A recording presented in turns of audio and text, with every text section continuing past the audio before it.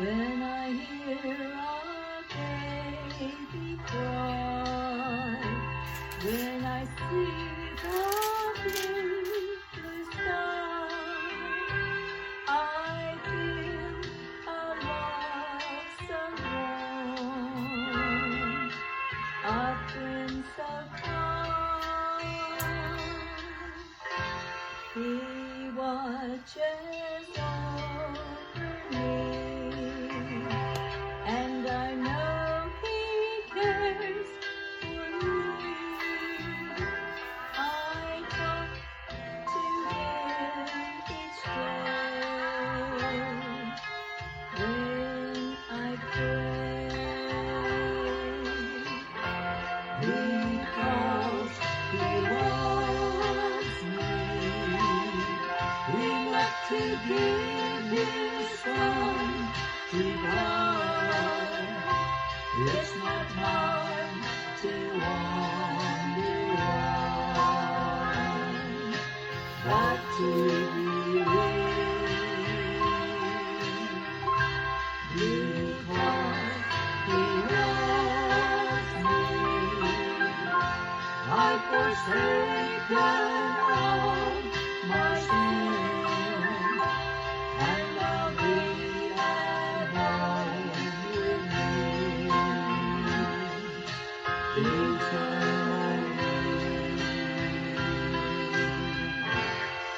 On a cross so long ago, Jesus gave His life for all. His blood was shed for me because of sin. How the Father must have cried when His Son was crucified, because He loves me so. That is why. Because He loves me, He left to give His Son to die. It's not mine to wonder why, but to believe.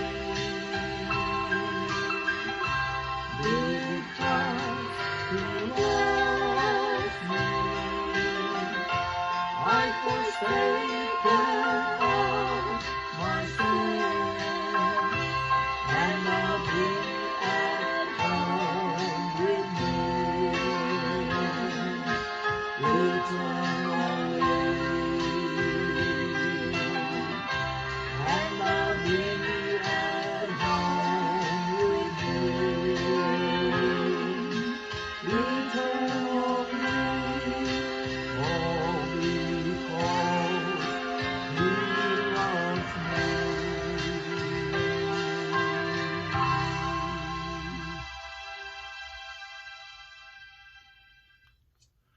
Wonderful song, Because He Loved Me.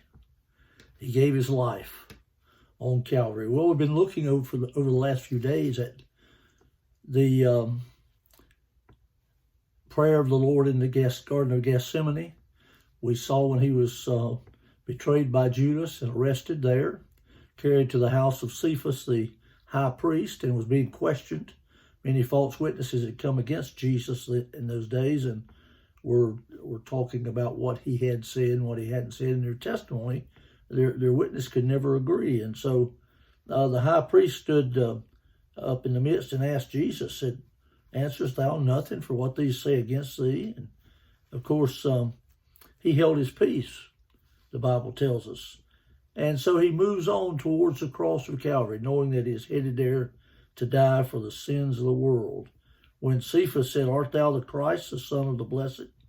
Jesus said, "I am, and ye shall see the Son of Man sitting on the right hand of power and coming in the clouds of heaven." Of course, the high priest could not say anything but the people began to cry out, why we need further witness. Of course, it was all fulfilling Scripture, and we know that. As we come down to the 66th verse of chapter 14 in the Gospel of Mark, we see the denial now of Peter. You remember Peter said, Lord, although everybody else leave you, I'll never leave you. And the Lord said, Peter, before the cock crows 3 times, you'll deny me.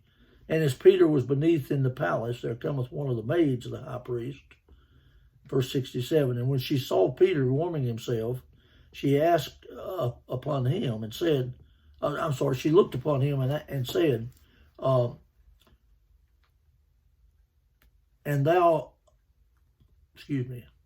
she looks upon him and said, and thou also wast with Jesus of Nazareth. But he denied, saying, I know not, neither understand what you're saying. And he went out into the porch, and the cock crew. And the maid saw him again and began to say to him, those that stood by, this is one of them.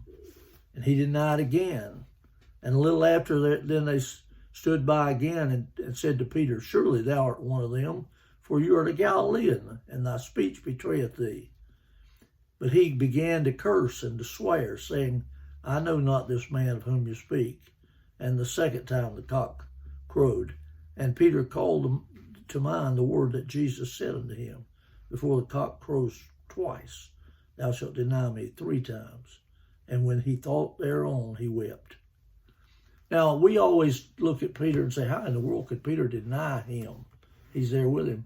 Well, there's great fear. You know, fear will always replace faith, and Peter was afraid that if he identified with him, he too might be facing some type of punishment, or at least some suffering and some persecution.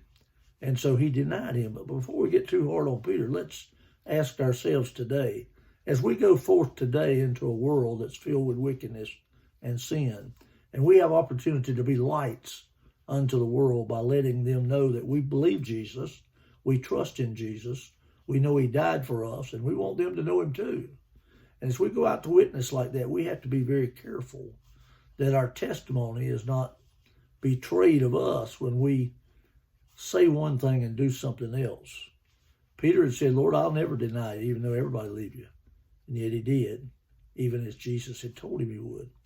It's sad when a Christian won't stand up for what he believes because he's afraid of what others might think of him or say of him. Now, we've all fallen into that trap from time to time. Satan will try to deceive us that we can't deny the fact that we're sinners and that we love to do things we shouldn't do, and he's right.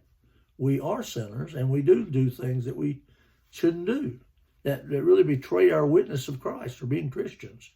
So we ought to be careful today as we go forth. But as we think about Christ headed to the cross of Calvary, and now Peter denies him. We saw where they all fled. Peter followed afar off, and now he, as Jesus had told him he would, denied him. Let's be careful that we don't deny the Lord in these days. He said, if you're ashamed of me before the world, I'll be ashamed of you before the Father, or very similar words to that. Let's think about that today. Let's go out representing him, being thankful for who he is, and praising God for the very event that he's going up to the cross. For without his death and burial and resurrection, we'd have no forgiveness of sin, and we would have no assurance of an eternal home in heaven. Well, I hope this scripture will continue to bless your heart as we read on through it, as we approach Easter Sunday. Looking forward to a great weekend. I hope you are as well. And I trust that you will be praying one for another. And remember, let your testimony be true today. Paul in 1 Corinthians chapter 16, I believe it is, said, I want you to watch, be careful, be alert. You're going to try to be tripped up today. And I promise you the devil's going to try to do that. The world's going to try to do that. And the flesh, our own flesh, will try to do that today. So let's magnify Jesus. Let's witness of him today wherever we go. And let's be true to our word to him. Lord, you love me. You saved me. I want to give my life to you. Let's do that today. Have a good day. I hope to see you tomorrow. We have another video, encouragement video. Bye-bye.